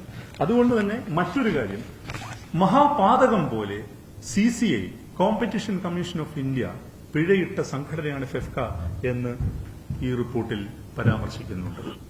ഇതേ പരാമർശം ഈ റിപ്പോർട്ട് വെളിയിൽ വന്നതിന് ശേഷവും ഞങ്ങൾ കേട്ടു. എന്താണ് കോമ്പറ്റീഷൻ കമ്മീഷൻ ഓഫ് ഇന്ത്യ? അങ്ങേയറ്റം ട്രേഡ് യൂണിയൻ വിരുദ്ധമായ ഒരു നിയമമാണത് കോമ്പറ്റീഷൻ ആക്ട് എന്ന് പറയുന്നത്. കോമ്പറ്റീഷൻ ആക്ട് ഉണ്ടാവുന്നതിന് മുമ്പുള്ള MRTP ആക്ടിൽ കൃത്യമായും തൊഴിലാളി യൂണിയനുകളെ ഒഴിവാക്കിയിട്ടുണ്ട്. ട്രേഡ് യൂണിയൻസ് ആർ എക്സംപ്റ്റഡ് എന്ന് പറയുന്നുണ്ട്. കോമ്പറ്റീഷൻ ആക്ടായിട്ട് മാറിയപ്പോൾ ആ ക്ലോസ് അവരെടുത്ത് മാറ്റി. കളക്റ്റീവ് ബാർഗെയിനിങ്, ഒരുമിച്ച് നടത്തുന്ന വിലപേശലിനെ ഏറ്റവും വലിയ പാപമായി കാണുന്ന ഒരു നിയമമാണ് കോമ്പറ്റീഷൻ ആക്ട്. ഈ കോമ്പറ്റീഷൻ കമ്മീഷൻ ശിക്ഷിച്ച ഇന്ത്യയിലെ ആദ്യത്തെ ട്രേഡ് യൂണിയനാണോ ഫെഫ്ക? ഒന്ന് ഗൂഗിൾ ചെയ്ത് നോക്കിയാൽ കിട്ടുമല്ലോ അതിന്റെ ചരിത്രം എന്താണെന്നുള്ളത്. അതിന്റെ ആദ്യത്തെ ഭാരവാഹിയാണോ ഫെഫ്കയുടെ ജനറൽ സെക്രട്ടറിയും ഡയറക്ടേഴ്സ് യൂണിയന്റെ ഭാരവാഹികളും പ്രൊഡക്ഷൻ എക്സിക്യൂട്ടീവ് യൂണിയന്റെ ഭാരവാഹികളും? ഒന്ന് ഉറപ്പിച്ച് ഞങ്ങൾ പറയുന്നു, കോമ്പറ്റീഷൻ ആക്ടിനെ ചെറുത്തുകൊണ്ട് ഒരു പിഴശിക്ഷ ഞങ്ങൾക്ക് കിട്ടിയിട്ടുണ്ടെങ്കിൽ ഞങ്ങൾ അതിൽ അഭിമാനിക്കുന്നു, ആഹ്ലാദിക്കുന്നു. അതുതന്നെയാണ് ഒരു ട്രേഡ് യൂണിയൻ എന്ന നിലയിലെ ഫെഫ്കയുടെ കരുത്തെന്നും ഞങ്ങൾ വിശ്വസിക്കുന്നു. ഫെഫ്കയുടെ വിവിധങ്ങളായ പ്രവർത്തനങ്ങളെ ഞാൻ ഇതിനകത്ത് ലിസ്റ്റ് ഔട്ട് ചെയ്തിട്ടുണ്ട്. ആ പ്രവർത്തനങ്ങൾ ഒന്നും ഈ കമ്മിറ്റി റിപ്പോർട്ടിൽ പരാമർശിക്കപ്പെട്ടിട്ടില്ല. കാരണം മലയാള സിനിമയിൽ നടക്കുന്ന വ്യവഹാരങ്ങളെക്കുറിച്ച് പറയുമ്പോൾ ഒരു ട്രേഡ് യൂണിയൻ ഇവിടെ എങ്ങനെയാണ് പ്രവർത്തിക്കുന്നത് എന്ന് മനസ്സിലാക്കാനുള്ള ഉത്തരവാദിത്വം തീർച്ചയായിട്ടും ഹേമ കമ്മിറ്റി റിപ്പോർട്ടിനുണ്ട്. പക്ഷേ അത് ഈ റിപ്പോർട്ട് പരാമർശിച്ചിട്ടില്ല. മറ്റൊരു പ്രധാനപ്പെട്ട കാര്യം, WCC അംഗങ്ങളെ തൊഴിലിൽ നിന്ന് മാറ്റി നിർത്തുന്നു എന്നുള്ള ഒരു പരാമർശം ഈ റിപ്പോർട്ടിലുണ്ട്. അത് നിങ്ങൾ കണ്ടു കാണും. ഞങ്ങൾ അത് വളരെ ഗൌരവമായിട്ടാണ് പരിശോധിച്ചത്. ഞങ്ങൾ 21 യൂണിയനുകളും അത് ചർച്ച ചെയ്തു. പ്രധാനപ്പെട്ട യൂണിയനുകളിലെല്ലാം ഞങ്ങൾ ചോദിച്ചു, അങ്ങനെ ഒരു നിർദ്ദേശം ആരെങ്കിലും എവിടെ നിന്നെങ്കിലും കൊടുക്കുന്നുണ്ടോ, അത്തരത്തിലുള്ള പ്രവർത്തനമുണ്ടോ? അപ്പോ ഞങ്ങൾക്ക് ലഭിച്ച ഒരു ഡാറ്റ ഇതിനകത്തുണ്ട്. അത് നിങ്ങൾക്ക് വായിച്ചു നോക്കാം. WCC അംഗങ്ങൾ, ഉദാഹരണമായിട്ട് ശ്രീമതി പാർവതി തിരുവോത്ത് 2006 തന്റെ കരിയർ അഭിനയിച്ച നാള് മുതൽ 2018 WCC നിലവിൽ വരുന്നതുവരെ 11 സിനിമകളിലും ഈ സംഘടന നിലവിൽ വന്നതിന് ശേഷം 11 ചിത്രങ്ങളിലും അഭിനയിച്ചു എന്നുള്ളതാണ്. തന്നെയല്ല, ഞങ്ങൾ നടത്തിയ അന്വേഷണത്തിൽ ഞങ്ങൾക്ക് മനസ്സിലായത്, ഞങ്ങളുടെ കൂടെയുള്ള സഹപ്രവർത്തകർ അനവധി പേർ ഇവരെ വെച്ച് സിനിമ ചെയ്യാൻ അപ്രോച്ച് ചെയ്തിട്ടുണ്ട്. പലപ്പോഴും കിട്ടാറില്ല. ഇനി കിട്ടിയാൽ തന്നെ അവർക്ക് തിരക്കഥ അവർക്ക് ചെയ്യണം എന്നൊരു താല്പര്യം അവർക്ക് തോന്നണം. റെമ്യൂണറേഷൻ, മറ്റു പല കാര്യങ്ങളിൽ ഒരുപാട് പ്രോജക്റ്റുകൾ നടക്കാതെ പോയിട്ടുണ്ട്. അതിന്റെ എല്ലാം വിവരങ്ങൾ ഞങ്ങൾ ശേഖരിച്ചിട്ടുണ്ട്. ഇതിന്റെ കൂടുതൽ കാര്യങ്ങൾ ഞാൻ ഈ പത്രസമ്മേളനത്തിൽ പറയണം എന്ന് ഞാൻ ഉദ്ദേശിക്കുന്നില്ല. പക്ഷെ ഇതിനകത്ത് വളരെ കൃത്യമായിട്ട് ലിസ്റ്റ് ചെയ്തിട്ടുണ്ട്. ഏറ്റവും ഒടുവിൽ ഒരു കാര്യം പറയാതിരിക്കാൻ വയ്യ. ഞങ്ങളുടെ ഡയറക്ടേഴ്സ് യൂണിയനിലെ എക്സിക്യൂട്ടീവ് കമ്മിറ്റി അംഗമാണ് സജിൻ ബാബു, ഡയറക്ടർ. അദ്ദേഹത്തിന്റെ ഇനിയും റിലീസ് ചെയ്യാൻ പോകുന്ന സിനിമയിലെ നായിക ശ്രീമതി റീമ കല്ലിങ്കലാണ്. ഫെഫ്കയ്ക്ക് അങ്ങനെ ഒരു നിലപാടുണ്ടെങ്കിൽ ഇതുവല്ലം സാധ്യമാവും.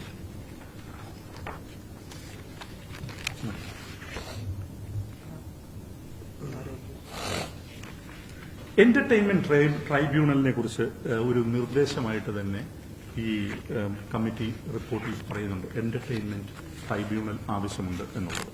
അടൂർ ഗോപാലകൃഷ്ണൻ കമ്മിറ്റി വന്നപ്പോൾ ഒരു റെഗുലേറ്ററി അതോറിറ്റി വേണം എന്നുള്ളൊരു നിലപാട് ചർച്ച ചെയ്യപ്പെട്ടിരുന്നു. എന്നാൽ ഒരു ട്രേഡ് യൂണിയനുമായിട്ട് ബന്ധപ്പെട്ട ഇഷ്യൂസ് ഇപ്പോൾ ലേബർ കമ്മീഷണർ, ലേബർ കോടതി തുടങ്ങിയ സ്ഥാപനങ്ങളാണ് കൈകാര്യം ചെയ്യുന്നത്. അത്തരത്തിലുള്ള നിയമങ്ങളാണ്, ലേബർ നിയമങ്ങൾക്കുള്ളിലാണ് ട്രേഡ് യൂണിയനുമായിട്ട് ബന്ധപ്പെട്ട കാര്യങ്ങൾ കൈകാര്യം ചെയ്യുന്നതെന്ന് നിങ്ങൾക്കറിയാം. അതിൽ നിന്നെല്ലാം വിടർത്തി മാറ്റി പുതിയ ഒരു ബോഡിയിലേക്ക് ഇത് ഷിഫ്റ്റ് ചെയ്യുമ്പോൾ ഇതിന്റെ മുഴുവൻ നിയമവ്യവഹാരങ്ങളും പുതിയൊരു ട്രൈബ്യൂണലിലേക്കോ ഒരു അതോറിറ്റിയിലേക്കോ ഷിഫ്റ്റ് ചെയ്യുന്നതിനെ വലിയ ആശങ്കയോടുകൂടിയാണ് ഞങ്ങൾ കാണുന്നത്. അത് ആ ട്രൈബ്യൂണലിന്റെ സ്വഭാവം എന്താണ്, അതിന്റെ ജൂറിസ്ഡിക്ഷൻ എന്താണ്, അതിന്റെ ജൂറിസ്പ്രൂഡൻസ് എന്താണ് തുടങ്ങിയ കാര്യങ്ങളെക്കുറിച്ച് ഞങ്ങൾക്ക് ധാരണ കിട്ടുന്ന മുറയ്ക്ക് ഞങ്ങൾക്ക് അതിനകത്ത് അഭിപ്രായം പറയാൻ പറ്റുള്ളൂ. അത് നയരൂപീകരണ സമിതിയുമായി സംസാരിക്കാം എന്ന് കരുതുന്നു. ഏറ്റവും പ്രധാനപ്പെട്ട ഒരു കാര്യം ലൊക്കേഷനിലെ ഭക്ഷണ വിവേചനമാണ്. ആ ഭക്ഷണ വിവേചനം വളരെ സീരിയസ് ആയിട്ട് എടുത്തിട്ടുണ്ട്. അത് ഞാൻ വഴിയെ ചർച്ച ചെയ്യാം. വനിതാ പ്രാതിനിധ്യം സിനിമയിൽ പറയുന്നുണ്ട്. ഈ വനിതാ പ്രാതിനിധ്യത്തില് ഞങ്ങൾക്ക് അടുത്ത 2 വർഷത്തിനുള്ളിൽ 20% ഉയർത്തണം എന്നുള്ളതാണ് ഫെഫ്കയുടെ തീരുമാനം, സിനിമയിലെ വനിതാ പ്രാതിനിധ്യം. അപ്പൊ KR നാരായണൻ ഇൻസ്റ്റിറ്റ്യൂട്ട് പോലുള്ള ഒരു സ്ഥലത്തുനിന്ന് പഠിച്ചിറങ്ങുന്ന കുട്ടികൾക്ക്, സ്ത്രീകൾക്ക്, പെൺകുട്ടികൾക്ക് ഞങ്ങൾ അംഗത്വത്തിൽ പരമാവധി ഒരു ജനാധിപത്യപരമായ രീതിയിൽ ഇളവ് നൽകിക്കൊണ്ട് അവരെ സിനിമയിലേക്ക് കൊണ്ടുവരാനും കൂടെ പ്രവർത്തിപ്പിക്കാനും അവരെ സ്വതന്ത്ര സംവിധായകരോ സ്വതന്ത്രമായിട്ടുള്ള ഒരു സാങ്കേതിക പ്രവർത്തകരോ ആക്കി മാറ്റാൻ ഉള്ള ശ്രമങ്ങൾ ഫെഫ്കയുടെ ഭാഗത്തുനിന്ന് തുടങ്ങും എന്നുള്ളതാണ് ഇതിന് പറയാനുള്ളത്. ഇത് ഞങ്ങൾ കഴിഞ്ഞ വർഷം തന്നെ മുമ്പോട്ട് വെച്ച ആശയമാണ്. അത്തരത്തിലുള്ള ക്യാമ്പുകളെക്കുറിച്ചും ഒക്കെ നമ്മൾ ആലോചിക്കുന്നുണ്ട്. ജൂനിയർ ആർട്ടിസ്റ്റുകൾ നേരിടുന്ന വിവേചനത്തെക്കുറിച്ച് ഇതിൽ പറയുന്നുണ്ട്. എഗ്രിമെന്റുകളെ കുറിച്ച് പറയുന്നുണ്ട്. ജൂനിയർ ആർട്ടിസ്റ്റുകൾ നേരിടുന്ന വിവേചനം ഞാൻ ഞങ്ങളുടെ പ്ലാൻ ഓഫ് ആക്ഷനെ കുറിച്ച് പറയുമ്പോൾ പറയാം. ഈ എഗ്രിമെന്റുകൾ എന്നുള്ളത് ഇതും കമ്മിറ്റി കാണാതെ പോയൊരു കാര്യമാണ്. 2008 മുതൽ അടിസ്ഥാന വർഗ തൊഴിലാളികൾക്ക് കൃത്യമായ വേതന കരാർ മലയാളത്തിൽ നിലനിൽക്കുന്നുണ്ട്. 5ാമത്തെ വേതന കരാറാണ് ഇപ്പോൾ നടപ്പിലായിരിക്കുന്നത്. ഓരോ ആദ്യത്തെ വേതന കരാറിൽ 60% വേതന വർധനവ്. ഇന്ത്യയുടെ സിനിമാ ചരിത്രത്തിലെ റെക്കോർഡാണത്. ആദ്യ വേതന വർധനവ് 2008 നടത്തിയപ്പോൾ 60% വേതന വർധനവ് കിട്ടിയത്.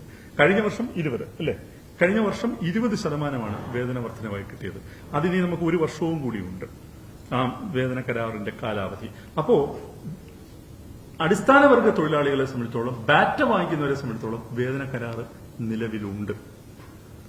മറ്റ് സാങ്കേതിക പ്രവർത്തകർക്ക് ഞങ്ങൾ നേരിട്ട ഏറ്റവും പ്രധാനപ്പെട്ട പ്രശ്നം, സംവിധായക യൂണിയനും എഴുത്തുകാരുടെ യൂണിയനും ഒക്കെ ഒരു ടെംപ്ലേറ്റ് ഉണ്ടാക്കിയിട്ടുണ്ട്, നിർമ്മാതാക്കൾക്കുമുണ്ട്. പക്ഷേ ഇൻഡിവിജ്വൽ ആയിട്ടുള്ള പ്രൊഡക്ഷൻ ഹൌസസ് ചീഫ് ടെക്നീഷ്യൻസിന് വേറെ മാതൃക നടപ്പിലാക്കാൻ തുടങ്ങി. അതിന്റെ കൂടെയാണ് കോർപ്പറേറ്റുകളുടെ കടന്നുവരവ്. കോർപ്പറേറ്റുകൾ വന്നപ്പോൾ അവരുടെ എഗ്രിമെന്റുകൾ എന്ന് പറഞ്ഞാൽ നമ്മളുമായിട്ട് യാതൊരു തരത്തിലുള്ള ബന്ധവുമില്ലാത്ത എഗ്രിമെന്റുകളാണ് കൊണ്ടുവരുന്നത്. അത് ഇപ്പോ ഈ വിശേഷിച്ചും മറ്റ് റൈറ്റുകൾ OTT ഒക്കെ വിറ്റുപോകുന്ന സാഹചര്യത്തിൽ അതും കൂടി അഡ്രസ് ചെയ്യുന്ന പോലത്തെ എഗ്രിമെന്റുകളാണ് കോർപ്പറേറ്റുകൾ കൊണ്ടുവരുന്നത്. ഈ സാഹചര്യത്തിൽ കഴിഞ്ഞ 6 മാസക്കാലമായി നിർമ്മാതാക്കളുടെ അസോസിയേഷനും ഫെഫ്കയുമായി നിരന്തരം ചർച്ച നടത്തുകയും ഡയറക്ടേഴ്സ് യൂണിയൻ, റൈറ്റേഴ്സ് യൂണിയൻ, ക്യുമാക് അതായത് ഛായാഗ്രാഹകരുടെ യൂണിയൻ, എഡിറ്റേഴ്സ് യൂണിയൻ 4 യൂണിയനുകളുടെ എഗ്രിമെന്റിന്റെ മാതൃക ഫൈനലൈസ് ചെയ്ത് കഴിഞ്ഞു. 1 മാസത്തിനുള്ളിൽ അത് നിലവിൽ വരും. ശേഷിച്ച ക്രാഫ്റ്റുകൾ അടുത്ത 3-4 മാസത്തിനുള്ളിൽ, പരമാവധി 6 മാസത്തിനുള്ളിൽ പൂർത്തിയാക്കണം എന്നാണ് കരുതുന്നത്. എഗ്രിമെന്റുകൾ നിലവിൽ വരുന്നതോടുകൂടി അത് സംബന്ധിച്ച പ്രശ്നങ്ങൾ പരിഹരിക്കപ്പെടും. ദയവ് ചെയ്ത് എല്ലാവരും വിശദമായി ഇത് വായിച്ചു നോക്കുക. ഞാൻ പറയാത്ത ഒരുപാട് കാര്യങ്ങൾ ഇതിനകത്തുണ്ട്. പ്രധാനമായും ആരോഗ്യ സുരക്ഷാ പദ്ധതിയെക്കുറിച്ച് ഞാനിപ്പോൾ നിങ്ങൾക്കറിയാവുന്നതുപോലെ ഈ റിപ്പോർട്ട് നിരവധി പ്രശ്നങ്ങൾ കൈകാര്യം ചെയ്തെങ്കിലും സിനിമാ മേഖലയിലെ തൊഴിലാളികൾ നേരിടുന്ന, പ്രവർത്തകർ നേരിടുന്ന ഏറ്റവും രൂക്ഷമായ പ്രശ്നത്തെക്കുറിച്ച് സംസാരിക്കുന്നതേയില്ല. അത് ആരോഗ്യവും രോഗചികിത്സയുമായി ബന്ധപ്പെട്ട കാര്യങ്ങളാണ്. അത് സംസാരിക്കുന്നതേയില്ല. ഞങ്ങൾ ആരംഭകാലം മുതൽ യൂണിയനുകൾക്കുള്ള പരിമിതമായ ഫണ്ടുകൾ ഉപയോഗിച്ച് ആളുകളുടെ രോഗചികിത്സയ്ക്ക് വേണ്ടി ധനം വിനിയോഗിക്കുന്നുണ്ട്. ചില പ്രൈവറ്റ് ഇൻഷുറൻസ് കമ്പനികളുമായിട്ട് ടൈഅപ്പ് ചെയ്തുകൊണ്ട് തന്നെയാണ് ചെയ്യുന്നത്. പക്ഷെ പോകെ ഞങ്ങൾക്ക് മനസ്സിലായി ഇത് പ്രായോഗികമല്ല എന്നുള്ളത്. അതുകൊണ്ട് ഈ 6 മാസങ്ങൾക്ക് മുമ്പ് വലിയൊരു തയ്യാറെടുപ്പോടെ ഇന്ത്യൻ സിനിമയിൽ ആദ്യമായി, ശ്രീ കമൽഹാസൻ പറയുന്നത് ഇന്ത്യൻ സിനിമയിൽ നിന്നല്ല, ലോക സിനിമയിൽ ആദ്യമായിട്ടാണെന്നാണ് ശ്രീ കമൽഹാസൻ പറയുന്നത്. ഇന്ത്യൻ സിനിമയിൽ ആദ്യമായി ഒരു എക്സ്റ്റേണൽ ഏജൻസിയുടെയും സഹായമില്ലാതെ ഞങ്ങളുടെ മാത്രം പരിമിതമായ റിസോഴ്സസ് ഉപയോഗിച്ചുകൊണ്ട് ഒരു ആൾക്ക് ഒരു വർഷം 3 ലക്ഷം രൂപ വരെ ചികിത്സാ സഹായം കൊടുക്കുന്ന ആരോഗ്യ സുരക്ഷാ പദ്ധതി നിലവിൽ വന്നിട്ടുണ്ട്. ഒരാൾക്ക് 3000 രൂപയാണ് അടയ്ക്കേണ്ടത് കോമൺ പൂളിലേക്ക്. പക്ഷെ അത് മുഴുവനും മിക്ക യൂണിയനുകളുമാണ് അടയ്ക്കുന്നത്, വ്യക്തികളല്ല അടയ്ക്കുന്നത് എന്നുള്ളത് നിങ്ങൾ ഓർക്കണം. അത്ര ഗംഭീരമായിട്ട് ആരോഗ്യ സംബന്ധിയായ പ്രശ്നങ്ങളെ അഡ്രസ് ചെയ്ത ഒരു ട്രേഡ് യൂണിയനാണ് ഫെഫ്ക എന്ന് പറയും. ഇതെല്ലാം എനിക്ക് നിങ്ങളുടെ മുമ്പിൽ പറയേണ്ടി വരുന്നത് ഈ ഹേമ കമ്മിറ്റിക്ക് ശേഷം നടന്ന ചർച്ചകളിൽ ഇതൊന്നും പരാമർശിച്ചിട്ടേയില്ല. ഇത്തരം കാര്യങ്ങൾ കൂടി നടക്കുന്ന ഒരു തൊഴിലിടമാണ് മലയാള സിനിമ എന്നുള്ളത് ആരും പരാമർശിച്ചതായി കണ്ടില്ല. ഒപ്പം അഡ്രസ് ചെയ്യേണ്ട ഏറ്റവും പ്രധാനപ്പെട്ട ഒരു കാര്യം അധ്വാനത്തിന്റെ സമയമാണ്, ജോലി സമയമാണ്. ഇപ്പൊ 15 മണിക്കൂർ വരെ ഇപ്പോൾ പണിയെടുക്കുന്നുണ്ട് ചലച്ചിത്ര പ്രവർത്തകർ. 6 മണിക്ക് ലൊക്കേഷനിൽ ചെല്ലും. ഈ ക്രെയിനും ലൈറ്റും ഒക്കെയായിട്ട് ഭക്ഷണ സാധനങ്ങളുമായിട്ട് 6 മണിക്ക് ചെല്ലും. എല്ലാവരും അസംബിൾ ചെയ്യും. പ്രധാനപ്പെട്ട നടനോ നടിയോ വരുന്നത് 11 മണിക്കായിരിക്കും, 10-11 മണിക്കായിരിക്കും. അപ്പൊ ഈ 5 മണിക്കൂർ ഞങ്ങൾ അവിടെ വെറുതെ ഇരിക്കുകയാണ്. ഇനി അതങ്ങനെ പോകാൻ പറ്റില്ല എന്ന് തീരുമാനിച്ചിട്ടുണ്ട്. കഴിഞ്ഞ മെയ് 1-ാം തീയതി തീരുമാനിച്ചതാണ്. അടുത്ത വേതന കരാറിൽ പുതിയ കോൾ ഷീറ്റ് വ്യവസ്ഥ നിലവിൽ വരണം എന്നുള്ളതാണ് ഫെഫ്കയുടെ നിലപാട്. അടുത്ത സംസ്ഥാനങ്ങളുമായിട്ട് കമ്പയർ ചെയ്തുകൊണ്ട് ഇപ്പോൾ നിലനിൽക്കുന്ന കോൾ ഷീറ്റ് വ്യവസ്ഥയും വേതന വ്യവസ്ഥയും പാടെ നവീകരിച്ചുകൊണ്ട് പുതിയ ഒരു കോൾ ഷീറ്റ് വ്യവസ്ഥ നിലവിൽ വരും. അത് പ്രൊഡ്യൂസേഴ്സ് അസോസിയേഷന്റെ ഭാരവാഹികളുമായി ഞങ്ങൾ അനൌദ്യോഗികമായി ചർച്ച ചെയ്തു. അവർക്ക് 100 വട്ടം സമ്മതമാണ്. അവർക്കും ഇതറിയാം. ഈ 6 മണിക്ക് ആളുകൾ വന്നിട്ട് കാര്യമില്ല എന്നുള്ളത്. മലയാള സിനിമയെ സംബന്ധിച്ചിടത്തോളം ഒരു 9 to 9 കോൾ ഷീറ്റൊക്കെ ഏറ്റവും ഫീസിബിൾ ആയിട്ടുള്ള കാര്യമാണ്. അത് കഴിഞ്ഞിട്ട് ഓരോ മണിക്കൂറിനും ഓവർ ടൈം എന്നുള്ള രീതിയിലൊക്കെ നമുക്ക് ആലോചിക്കാവുന്നതാണ്. അപ്പോൾ ഇത് ഞാൻ ഇപ്പോൾ പ്രാഥമികമായിട്ടുള്ളൊരു കാര്യം പറഞ്ഞതാണ്. പക്ഷേ ഇതിന്റെ ഒരു വളരെ ഡീറ്റെയിൽഡ് ആയിട്ട് 21 യൂണിയനുകളും അവരുടെ ഭാഗത്തു നിന്ന് എപ്രകാരം വേണം അധ്വാന സമയവും വേതനവും ക്രമീകരിക്കേണ്ടത് എന്നുള്ളതിനെക്കുറിച്ച് ഞങ്ങൾക്ക് നോട്ട് തരുന്നുണ്ട്. അതനുസരിച്ചായിരിക്കാം. ഇനി ഏറ്റവും പ്രധാനപ്പെട്ട കാര്യം, ഞങ്ങൾ അടുത്ത 3 മാസങ്ങൾ നടപ്പിലാക്കാൻ പോകുന്ന കാര്യമാണ്. സിനിമാ ചിത്രീകരണത്തിന് സ്ഥലത്ത് ICC രൂപീകരണത്തിൽ അതിന്റെ പ്രവർത്തനത്തിൽ വീഴ്ച വന്നാൽ അത് പരിഹരിച്ചതിന് ശേഷം മാത്രമേ ചിത്രീകരണവുമായി മുമ്പോട്ട് പോവുകയുള്ളൂ എന്ന് തീരുമാനിച്ചിട്ടുണ്ട്. ഇപ്പോൾ ഏറ്റവും ഫലപ്രദമായിട്ട് നടക്കുന്നുണ്ട്. പ്രൊഡ്യൂസർ അസോസിയേഷൻ ഗംഭീരമായിട്ട് അതിനകത്ത് ഇടപെടുന്നുണ്ട്. പക്ഷേ ചില സ്ഥലങ്ങളിൽ ICC എന്നുള്ളത് പേരിന് മാത്രമാണ് എന്നുള്ളത് ഞങ്ങൾ തിരിച്ചറിയുന്നു. അത്തരം സ്ഥലങ്ങളിൽ ICC രൂപീകരിക്കപ്പെടുന്നുണ്ട്, ICCയുടെ മീറ്റിംഗ് നടക്കുന്നുണ്ട്, പ്രവർത്തനം ഫലപ്രദമാണ് എന്നറിഞ്ഞാൽ മാത്രമേ ചിത്രീകരണവുമായി മുമ്പോട്ട് പോവുകയുള്ളൂ. ഈ ICC അംഗങ്ങളുടെ നമ്പറുകൾ പലപ്പോഴും കിട്ടുന്നില്ല. ഏതെങ്കിലും ഒരു വണ്ടിയുടെ പുറകിലായിരിക്കും ഇത് എഴുതി വെച്ചിരിക്കുന്നത്. അതുകൊണ്ട് തന്നെ ഈ ലൊക്കേഷനിൽ പ്രവർത്തിക്കുന്ന സാങ്കേതിക പ്രവർത്തകരുടെയും നടീനടന്മാരുടെയും കോമൺ ഗ്രൂപ്പുണ്ട്. അവരുടെ ഈ മറ്റ് ഷൂട്ടിങ്ങുമായി ബന്ധപ്പെട്ട കാര്യങ്ങൾ അറിയിക്കേണ്ട കോമൺ വാട്സപ്പ് ഗ്രൂപ്പുകളുണ്ട്. അതിൽ നിർബന്ധമായും ഈ നമ്പറുകൾ ഷെയർ ചെയ്യണം എന്നുള്ള കർശനമായ നിർദ്ദേശം ഫെഫ്ക പ്രൊഡക്ഷൻ കൺട്രോളേഴ്സിന് നൽകിക്കഴിഞ്ഞിരിക്കുന്നു. ജൂനിയർ ആർട്ടിസ്റ്റുകൾ ചിത്രീകരണത്തിൽ പങ്കെടുക്കുകയാണെങ്കിൽ അവർക്കും ICC നമ്പറുകൾ കൈമാറേണ്ടതാണ്. പോസ്റ്റ് പ്രൊഡക്ഷൻ സ്റ്റുഡിയോയിൽ ICC അംഗങ്ങളുടെ ഫോൺ നമ്പർ പ്രദർശിപ്പിക്കണമെന്ന് film equipment and studio owners അസോസിയേഷന് നിർദ്ദേശം നൽകി അവരത് അംഗീകരിച്ചിട്ടുണ്ട്. ഇതാണ് ഏറ്റവും പ്രധാനപ്പെട്ട ഒരു സംഗതി. സിനിമ ചിത്രീകരണ സമയത്തും അല്ലാതെയും തൊഴിൽപരമായി സ്ത്രീകൾക്കുണ്ടാകുന്ന പ്രശ്നങ്ങൾ, നേരിടേണ്ടി വരുന്ന ചൂഷണങ്ങൾ, ഭീഷണികൾ എന്നിവയെക്കുറിച്ചെല്ലാം അവർ ഉൾപ്പെടുന്ന യൂണിയന്റെ ജനറൽ സെക്രട്ടറിമാരോട് പറയുന്നതിന് പലപ്പോഴും അവർക്ക് വിമുഖതയുണ്ടാവാറുണ്ട്. അതുകൊണ്ട് സ്ത്രീകൾ മാത്രമടങ്ങുന്ന 24/7 പ്രവർത്തിക്കുന്ന ഒരു പരാതി പരിഹാര സെൽ ഫെഫ്ക രൂപീകരിച്ചിരിക്കുന്നു. സ്ത്രീകൾ മാത്രമേ അതിനകത്തുള്ളൂ. അവരുടെ ഫോൺ വാട്സപ്പ് നമ്പർ 8590599946. ഈ നമ്പറിൽ സ്ത്രീകൾ മാത്രമേ ഉണ്ടാവുകയുള്ളൂ. എപ്പോൾ വേണമെങ്കിലും പരാതി പറയാം. സെപ്റ്റംബർ 25 മുതൽ ഇത് നിലവിൽ വരും. ഈ പരാതി അവർ കേട്ടുകഴിഞ്ഞാൽ ഏത് ലൊക്കേഷനിലാണോ ഇത് നടന്നിരിക്കുന്നത് അവിടുത്തെ ICCയുമായി ബന്ധപ്പെടും. പരാതിക്കാരിയെ നേരിട്ട് വിളിക്കും. പരാതിക്കാരിയോട് സംസാരിക്കും. ഫെഫ്ക ജനറൽ സെക്രട്ടറിയെ വിവരം ധരിപ്പിച്ച് എത്രയും പെട്ടെന്ന് അടുത്ത നടപടിയിലേക്ക് കടക്കും. പരാതി ഉന്നയിക്കുന്നവരുടെ മാനസികവും ശാരീരികവുമായ സുരക്ഷ ഉറപ്പുവരുത്തും. ആവശ്യമെങ്കിൽ ഒരു ക്ലിനിക്കൽ സൈക്കോളജിസ്റ്റിന്റെ സേവനം പരാതി പരിഹാര സെൽ തേടുന്നതാണ്. പരാതിയിൽ സൂചിപ്പിക്കുന്ന കുറ്റകൃത്യത്തിന്റെ ഗുരുതര സ്വഭാവം വിലയിരുത്തി ആവശ്യമെന്ന് കണ്ടാൽ പരാതിക്കാരിക്ക് നിയമ നടപടിക്ക് വേണ്ട എല്ലാ സഹായവും ഫെഫ്ക തന്നെ ചെയ്തു കൊടുക്കുന്നതാണ്. ഗുരുതരമായ കുറ്റകൃത്യങ്ങൾ സംഭവിച്ചാൽ ട്രേഡ് യൂണിയൻ തലത്തിലുള്ള പ്രശ്നപരിഹാരം ഇനിമേൽ ഉണ്ടാവുന്നതല്ല. തുടർ നടപടിക്കായി നിയമപാലകരുടെ സഹായം ഞങ്ങൾ തേടുന്നതാണ്. കുറ്റകൃത്യത്തിൽ ഏർപ്പെടുന്ന വ്യക്തി ഫെഫ്ക അഫിലിയേറ്റ് ചെയ്ത ഏത് യൂണിയനിൽ അംഗമാണെങ്കിലും കുറ്റകൃത്യം പ്രഥമ ദൃഷ്ട്യാ ബോധ്യപ്പെട്ടാൽ 1 വർഷം സസ്പെൻഷൻ, ആ 1 വർഷം സസ്പെൻഷൻ 2 വർഷമായി ദീർഘിപ്പിക്കാൻ അദ്ദേഹം പ്രവർത്തിക്കുന്ന യൂണിയന്റെ ജനറൽ സെക്രട്ടറിക്ക് നിർദ്ദേശം നൽകുന്നതാണ്. ഒരു വനിതാ അംഗം പരാതി ഉന്നയിച്ചതിന്റെ പേരിൽ തൊഴിൽ തടസ്സം സൃഷ്ടിക്കുകയോ നേരിട്ടോ പരോക്ഷമായോ സാമൂഹ്യ മാധ്യമങ്ങളിലൂടെ അവരെ അപമാനിക്കാൻ ശ്രമിക്കുകയോ തുടങ്ങിയ കാര്യങ്ങൾ ഫെഫ്ക അംഗങ്ങളുടെ ഭാഗത്തുനിന്നുണ്ടായാൽ മുമ്പ് സൂചിപ്പിച്ച അതേ ശിക്ഷണ നടപടി അതിലും ബാധകമാവും. ഒരു സിനിമയിൽ പ്രവർത്തിക്കുന്ന ആളെ തെരഞ്ഞെടുക്കുന്നതിൽ മെറിറ്റ്, പ്രൊഫഷണൽ കമ്മിറ്റ്മെന്റ്, സാമ്പത്തികമായ ഘടകങ്ങളല്ലാതെ മറ്റു ഏതെങ്കിലും ഘടകങ്ങൾ പ്രവർത്തിച്ചതായി ആർക്കെങ്കിലും പരാതി ഉണ്ടെങ്കിൽ നേരിട്ട് ഫെഫ്ക ജനറൽ സെക്രട്ടറിക്ക് പരാതി സമർപ്പിക്കാവുന്നതാണ്. സിനിമാ ചിത്രീകരണ സമയത്ത് ആവശ്യമായ ടോയ്ലറ്റ് സൗകര്യങ്ങളുടെ അപര്യാപ്തത പലരും ഇപ്പോഴും ശ്രദ്ധയിൽപ്പെടുത്തുന്നുണ്ട്. ഒരുപാട് ഇംപ്രൂവ് ചെയ്തിട്ടുണ്ടെങ്കിലും ഇപ്പോഴും അതൊരു യാഥാർത്ഥ്യമാണ്.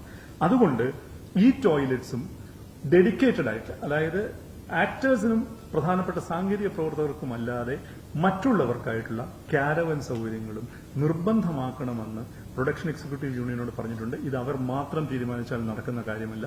ഞങ്ങൾ ഈ വിഷയം അടുത്ത ആഴ്ച പ്രൊഡ്യൂസേഴ്സ് അസോസിയേഷനുമായി ചർച്ച ചെയ്യുന്നതാണ്. ഇപ്പോ നിലവിൽ ലൊക്കേഷനുകളിൽ 30 കസേരയും 10 മേശയുമാണ് സാധാരണ ഉപയോഗിക്കുന്നത്. വലിയ ചിത്രങ്ങൾക്ക് ഇത് പര്യാപ്തമല്ല.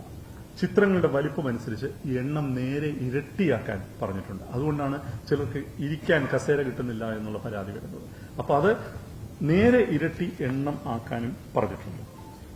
ഭക്ഷണ വിവേചനം ഒരു കാരണവശാലും ഉണ്ടാവാൻ പാടില്ല. ഞങ്ങളെ സംബന്ധിച്ചിടത്തോളം ഫെഫ്കയുടെ നിലപാടും പ്രൊഡ്യൂസർ അസോസിയേഷന്റെ നിലപാടും എല്ലാവർക്കും ഒരേ രീതിയിലുള്ള ഭക്ഷണം എന്നുള്ളതാണ്. 340 രൂപ 350 രൂപ പെർ ഹെഡ് വെച്ചിട്ടാണ് കൊടുക്കുന്നത്. അപ്പോൾ അതിന് വിവേചനം ഉണ്ടാകുന്ന കാര്യങ്ങളെക്കുറിച്ച് അന്വേഷിച്ചപ്പോൾ അതിൽ കൃത്യമായ വീഴ്ചകളുണ്ട്, അഴിമതികളുണ്ട് എന്ന് കണ്ടെത്തിയിട്ടുണ്ട്. അപ്പോൾ ഇത് ഇല്ലാതാക്കുന്നതിന്റെ ഭാഗമായി പ്രൊഡ്യൂസേഴ്സ് അസോസിയേഷനും ഞങ്ങളും കൂടി ഇരുന്നിട്ട് ഒരു സ്റ്റാൻഡർഡൈസ്ഡ് മെനു അടുത്ത മാസം മുതൽ സെറ്റ് ചെയ്യാൻ ആരംഭിക്കുന്നു. ഒരുപാട് ഭക്ഷണം വേസ്റ്റായി പോകുന്നുണ്ട്. ഇതെല്ലാം കളഞ്ഞുകൊണ്ട് എല്ലാവർക്കും ഒരേ രീതിയിലുള്ള ഒരു മെനു സെറ്റ് ചെയ്യുകയും എല്ലാവർക്കും ഇരുന്ന് കഴിക്കാനുള്ള സൗകര്യം ഉണ്ടാക്കുകയും ചെയ്യണം. അതിൽ ചിലർക്ക് ഇപ്പൊ ഇരുന്ന് കഴിക്കാനുള്ള സൗകര്യം കിട്ടുന്നില്ല എന്ന് ചിലരെങ്കിലും പരാതി പറഞ്ഞിട്ടുണ്ട്. അത് ഒട്ടുമേ ഉണ്ടാവരുത് എന്നുള്ളതാണ് നിലപാട്. ഒപ്പം തന്നെ വിളമ്പുന്ന പാത്രത്തിലും കുടിക്കുന്ന ഗ്ലാസ്സിലും വിവേചനം പാടില്ല. സ്റ്റീൽ ഗ്ലാസ്, കുപ്പി ഗ്ലാസ്, സ്റ്റീൽ പ്ലേറ്റ്, കുപ്പി പ്ലേറ്റ്, ഇങ്ങനെയുള്ള വിവേചനം പാടില്ല. എല്ലാവർക്കും ഒരേ ഗ്ലാസും ഒരേ പ്ലേറ്റുമായിരിക്കണം. അതുപോലെ തന്നെ ഭക്ഷണം രാത്രിയിൽ റൂമുകളിൽ എത്തിക്കുമ്പോൾ ഒരു സിനിമയിലെ ക്രൂവിൽ ഒരു വിഭാഗത്തിന് മാത്രമാണ് ഹോട്ട് കാരിയർ കൊടുക്കുന്നത്. ബാക്കിയുള്ളവർക്ക് ഹോട്ട് കാരിയർ കൊടുക്കുന്നില്ല. അതുകൊണ്ട് ഭക്ഷണം പലപ്പോഴും തണുത്തു പോകുന്നുണ്ട്. ഒക്ടോബർ 1-ാം തീയതി മുതൽ എല്ലാവർക്കും ഹോട്ട് കാരിയർ നിർബന്ധമാക്കിയിട്ടുണ്ട്. താമസിക്കാനുള്ള റൂമുകളുടെ വിവേചനത്തെക്കുറിച്ചാണ് പറയുന്നത്. വെന്റിലേഷൻ ഇല്ലാത്ത അവസ്ഥയുണ്ട്. അതായത് AC റൂമുകൾ നോൺ AC റൂമായിട്ട് കൊടുക്കുമ്പോൾ വെന്റിലേഷൻ ഉണ്ടാവാറില്ല. അതുപോലെ ഒരു റൂമിൽ 2-ൽ കൂടുതൽ ആളുകളെ താമസിപ്പിക്കുന്നുണ്ട്. ഇത് എല്ലാം മാറ്റണം. ഏറ്റവും സെക്യൂർ ആയിട്ടുള്ള ഒരു താമസ സൗകര്യം, ക്ലീൻ ആയിട്ടുള്ള താമസ സൗകര്യം ഉണ്ടാവണം. അതിനുവേണ്ടി ഒരു സ്ക്വാഡ് ഈ പറയുന്ന കാര്യങ്ങൾക്കെല്ലാം ഓരോ ലൊക്കേഷനിലും പ്രവർത്തിക്കും. അത് ചീഫ് അസോസിയേറ്റ് ഡയറക്ടർ മുതൽ എല്ലാ വിഭാഗത്തിലെയും ചീഫ് അസോസിയേറ്റുകൾ അടങ്ങുന്നതായിരിക്കും ആ സ്ക്വാഡ്. ചീഫ് അസോസിയേറ്റുകളും ഇപ്പൊ ഡ്രൈവേഴ്സ് യൂണിയൻ ആണെങ്കിൽ ചീഫ് ആയിരിക്കും, ഔട്ട്ഡോർ യൂണിറ്റ് ആണെങ്കിൽ ചീഫ് ആയിരിക്കും. അപ്പൊ ഈ ചീഫുകളുടെ ഒരു സ്ക്വാഡ് പ്രവർത്തിക്കുകയും ആ ലൊക്കേഷനിലോ ആ ചിത്രീകരണത്തിലോ റൂമിലോ ഭക്ഷണത്തിലോ മറ്റു കാര്യങ്ങളിലോ വിവേചനമുണ്ടെങ്കിൽ അപ്പോൾ തന്നെ അതിലിടപെട്ട് കാര്യങ്ങൾക്ക് പരിഹാരം ഉണ്ടാക്കുകയും ചെയ്യും.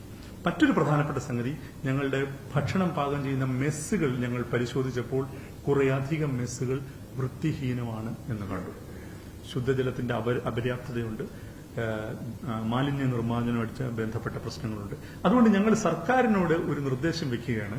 സിനിമയിൽ ഭക്ഷണം പാകം ചെയ്യുന്ന മെസ്സുകൾക്ക് തദ്ദേശ സ്വയംഭരണ സ്ഥാപനങ്ങൾ ഒരു താൽക്കാലിക ലൈസൻസിംഗ് സമ്പ്രദായം ഏർപ്പെടുത്തണം, ചെറിയൊരു ഫീസ് വാങ്ങിച്ചുകൊണ്ട്. അപ്പോൾ ഫുഡ് സേഫ്റ്റി മെഷേഴ്സ് ഈ മെസ്സിൽ പാലിക്കപ്പെടുന്നുണ്ട് എന്നുള്ളത് നമുക്ക് സിസ്റ്റമാറ്റിക് ആയിട്ട് ഉറപ്പാക്കാൻ സാധിക്കും. അതുപോലെ തന്നെയാണ് ഞാൻ നേരത്തെ പറഞ്ഞ ജൂനിയർ ആർട്ടിസ്റ്റുകളുടെ ചൂഷണം, അവർക്ക് കൃത്യമായി വേതനം കിട്ടുന്നില്ല, മറ്റു ചൂഷണങ്ങൾ. ഇത് പലപ്പോഴും കോർഡിനേറ്റേഴ്സാണ് ജൂനിയർ ആർട്ടിസ്റ്റിനെ ലൊക്കേഷനിലേക്ക് കൊണ്ടുവരുന്നത്. അതിനൊരു സുതാര്യതയും അതിന് തടയിടാനായി ജൂനിയർ ആർട്ടിസ്റ്റ് കോർഡിനേറ്റേഴ്സിന് ലൈസൻസിംഗ് സമ്പ്രദായം ഏർപ്പെടുത്തണം എന്നുള്ള നിർദ്ദേശം സർക്കാരിന്റെ മുമ്പിൽ ഞങ്ങൾ വെക്കുകയാണ്. അടുത്തത് ഞാൻ നേരത്തെ സൂചിപ്പിച്ച ഈ ലൊക്കേഷനിലെ സ്ത്രീകളോട് ഇടപെടുന്ന ശരീരഭാഷ, ഭാഷ തുടങ്ങിയവ മാത്രമല്ല, മൊത്തമായും ഒരു അവബോധം ജെൻഡർ സെൻസിറ്റിവിറ്റിയെ കുറിച്ച് ഉണ്ടാവേണ്ടതാണ്. അതുകൊണ്ട് നവംബർ ഡിസംബർ മാസങ്ങളിൽ ഫെഫ്ക ഓരോ യൂണിയനും വേണ്ടി ജെൻഡർ സെൻസിറ്റിവിറ്റി വർക്ക്ഷോപ്പ് നടത്താൻ തീരുമാനിച്ചിട്ടുണ്ട്. ഈ ജെൻഡർ സെൻസിറ്റിവിറ്റി വർക്ക്ഷോപ്പിൽ പോഷ് ആക്ട്, തൊഴിൽ നിയമങ്ങൾ, തൊഴിലവകാശങ്ങൾ തുടങ്ങിയവയെക്കുറിച്ചെല്ലാം വിദഗ്ധർ ക്ലാസ് എടുക്കുന്നതാണ്.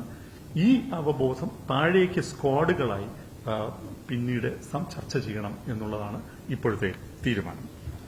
2008 മുതൽ 2024 വരെയുള്ള കരാറിന്റെ കാര്യങ്ങൾ ഞാൻ നിങ്ങളോട് ഓൾറെഡി പറഞ്ഞു കഴിഞ്ഞതാണ്, ഇതിനകം പറഞ്ഞു കഴിഞ്ഞതാണ്. ഇത് സേവന വ്യവസ്ഥയുടെ, സമയവ്യവസ്ഥയുടെ കാര്യങ്ങൾ പറഞ്ഞു കഴിഞ്ഞതാണ്. അവസാനത്തെ ഒരു കാര്യം പറയാനുള്ളത്, സ്ത്രീ പുരുഷ ഭേദമന്യേ സൈബർ അറ്റാക്കുകൾക്ക് അംഗങ്ങൾ വിധേയരാകുന്നു. അത് പല കാരണങ്ങൾ, including online reviews, body shaming തുടങ്ങിയ കാര്യങ്ങൾ. അതിന് പലപ്പോഴും നമുക്ക് നിയമപരമായ ഒരു നടപടിയിലേക്ക് കടക്കാൻ പലരും വിമുഖരാകുന്നുണ്ട്. എന്തിനാണ് ഇതിന് പുറകെ നടക്കുന്നത് എന്നുള്ളത്. അപ്പോ ഫെഫ്കയുടെ വർക്കിംഗ് സെക്രട്ടറിയുടെ മേൽനോട്ടത്തിൽ ഒരു കമ്മിറ്റി, ഒരു ചെറിയ കമ്മിറ്റി ഉണ്ടാക്കിയിട്ട് സൈബർ കേസുകൾ രജിസ്റ്റർ ചെയ്യാനും അതിൽ നിയമ നടപടി ഉറപ്പാക്കാനുമുള്ള ഫോളോ അപ്പുകൾ മുഴുവനും ഫെഫ്കയുടെ ഭാഗത്തു നിന്നും ഉണ്ടാകുക. ഇതാണ് ഫെഫ്ക മുമ്പോട്ട് വയ്ക്കുന്ന 26 ഇനമുള്ള പ്ലാൻ ഓഫ് ആക്ഷൻ. ഒരു കാര്യം കൂടി പറഞ്ഞ് ഞാൻ അവസാനിപ്പിക്കാം. ഈ ദിവസങ്ങളിൽ ഇത്രയേറെ ചർച്ചകൾക്ക് ശേഷം ഇങ്ങനെ ചില കാര്യങ്ങളിലേക്ക് ഞങ്ങൾ എത്തിച്ചേർന്നു. ഇത് ഹേമ കമ്മിറ്റി റിപ്പോർട്ട് എന്ന് പറയുന്നത് ഞാൻ നേരത്തെ സൂചിപ്പിച്ച പോലെ അതിന് എന്ത് പോരായ്മകളുണ്ടെങ്കിലും അത് നിർണായകമായ ചരിത്ര പ്രാധാന്യമുള്ള ഒരു രേഖയാണ്. അത് നമ്മുടെ സിനിമയുടെ, വ്യവസായത്തിന്റെ സമൂലമായ നവീകരണത്തിന് ഉതകണം. പക്ഷേ നിർഭാഗ്യവശാൽ ഇപ്പോൾ ഈ കമ്മിറ്റി റിപ്പോർട്ടുമായി ബന്ധപ്പെട്ട മുഴുവൻ ചർച്ചകളും കേന്ദ്രീകരിക്കപ്പെടുന്നത് എന്തിലാണ്? ചില ലൈംഗിക കുറ്റകൃത്യങ്ങളിലേക്കാണ് അത് കേന്ദ്രീകരിക്കപ്പെടുന്നത്. അത് നിർഭാഗ്യകരമാണ്. കാരണം ഒരു തൊഴിലിടമെന്ന നിലയിൽ വളരെ സമഗ്രമായിട്ടുള്ള ഒരു വിലയിരുത്തൽ, ഒരു പഠനം നടത്തിയ കമ്മിറ്റി റിപ്പോർട്ടിന്റെ സാങ്കത്യത്തെ അങ്ങനെ ചുരുക്കുന്നത് ശരിയാണോ എന്നുള്ളത് എല്ലാവരും ആലോചിക്കേണ്ട സംഗതിയാണ്. ഇപ്പോൾ പലരും എന്നോട് പറയാറുണ്ട്, ഇപ്പോൾ അന്യ സംസ്ഥാനങ്ങൾ, എന്റെ സുഹൃത്തുക്കൾ തന്നെ, മറ്റ് ഭാഷകളിലൊക്കെ പ്രവർത്തിക്കുന്ന സുഹൃത്തുക്കൾ, എന്റെ സുഹൃത്തുക്കളുടെ സുഹൃത്തുക്കൾ, പത്രമാധ്യമങ്ങൾ, ദേശീയ മാധ്യമങ്ങൾ എല്ലാം മലയാള സിനിമയെ ഇപ്പൊ ചർച്ച ചെയ്യുന്നത് ഹേമ കമ്മിറ്റി റിപ്പോർട്ടും അതിൽ തുടർന്നുണ്ടായിട്ടുള്ള ഈ ലൈംഗിക കുറ്റകൃത്യങ്ങളുടെ പരമ്പരയുടെയും വെളിച്ചത്തിലാണ്. മലയാള സിനിമ എങ്ങനെയാണ് ചർച്ച ചെയ്യപ്പെട്ടുകൊണ്ടിരുന്നത്? ഇന്ത്യയിലെ ഏറ്റവും മികച്ച സിനിമകളുള്ള, ഏറ്റവും മികച്ച അഭിനേതാക്കളുള്ള, ഏറ്റവും മികച്ച സാങ്കേതിക പ്രവർത്തകരുള്ള, ഏറ്റവും മികച്ച എഴുത്തുകാരുള്ള സിനിമയായിട്ടാണ് മലയാള സിനിമ അറിയപ്പെട്ടുകൊണ്ടിരുന്നത്. ഇപ്പോൾ ഇത് ഇങ്ങനെ അറിയപ്പെടുന്നു. പക്ഷെ ഞങ്ങൾ അതിനെ വളരെ പോസിറ്റീവായിട്ടാണ് കാണുന്നത്. കാരണം ഹേമ കമ്മിറ്റി പോലെ ഒരു കമ്മിറ്റിയും ഈ റിപ്പോർട്ടും അതിനെ തുടർന്നുള്ള ചർച്ചകളും ഇത്തരത്തിലുള്ള സംവാദങ്ങളും ഇത്തരത്തിലുള്ള തിരുത്തലുകളും മലയാള സിനിമയിലല്ലാതെ ഇന്ത്യയിലെ വേറെ ഒരു സിനിമ ഇൻഡസ്ട്രിയിലും ഉണ്ടാവില്ല എന്ന് ഞങ്ങൾക്ക് ഉറപ്പിച്ചു പറയാൻ സാധിക്കും. നോക്കൂ, ഇതിന് ചുവട് പിടിച്ച് തമിഴ്നാട്ടിൽ ഈ ഒരു കമ്മിറ്റി രൂപീകരിക്കപ്പെട്ടല്ലോ. അവിടുത്തെ ആക്ടേഴ്സ് അസോസിയേഷൻ, നടികർ സംഘമാണല്ലോ രൂപീകരിച്ചത്.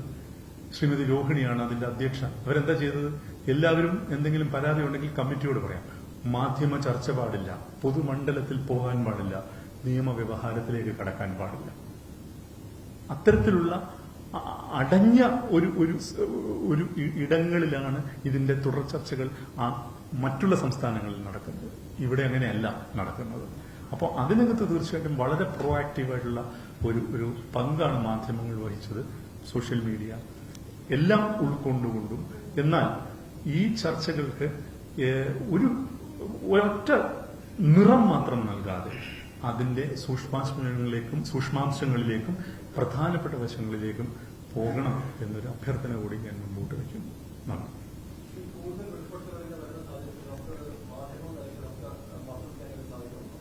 ഞാൻ നിങ്ങൾ ചെയ്തതെന്നല്ലല്ലോ പറഞ്ഞത്. അത് മാത്രമായി ചർച്ചകൾ ഒതുങ്ങി പോകുന്നത് മാത്രമേ പറഞ്ഞുള്ളൂ.